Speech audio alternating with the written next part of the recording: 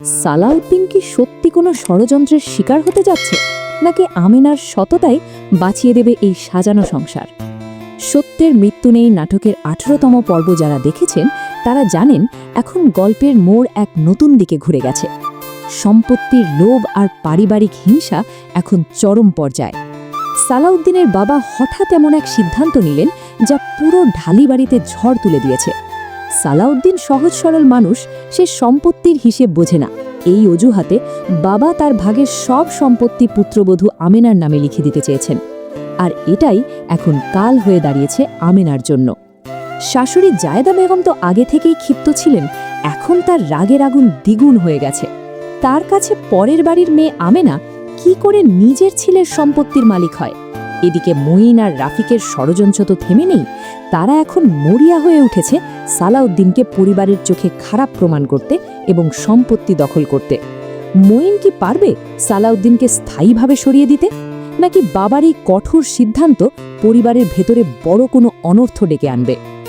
গল্পের অন্য এক রোমাঞ্চকর দিকে আমরা দেখছি সালাউদ্দিন ফকির বাবার বাড়িতে গিয়ে আশ্রয় নিয়েছে, কিন্তু সেখানে যে নতুন বিপদ ওত পেতে আছে তা কি সে জানে?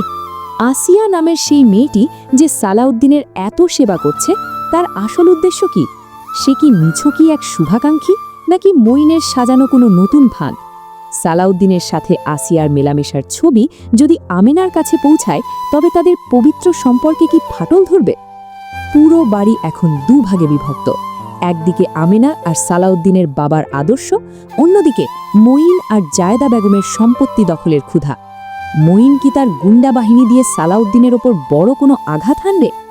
18তম পর্বের শেষ দৃশ্যে আমরা যা দেখেছি তাতে স্পষ্ট বোঝা যাচ্ছে 19তম পর্ব হতে যাচ্ছে আরও অনেক বেশি ড্রামাটিক এবং ইমোশনাল। তাহলে কি ঘটতে যাচ্ছে আগামী পর্বে?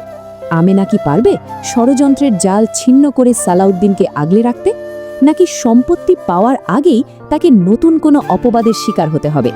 এই সব নাটকীয় প্রশ্নের উত্তর জানতে হলে আপনাদের অপেক্ষা করতে হবে আগামী 27শে মার্চ পর্যন্ত।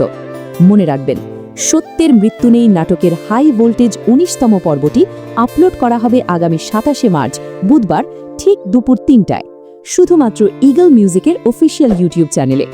আপনারা কোন চরিত্রের পক্ষে, আমেনার সততা নাকি মঈনের শয়তানি? আপনার মতামত কমেন্টে জানাতে ভুলবেন না। চোখ রাখুন ঈগল মিউজিকের পর্দায়। ধন্যবাদ।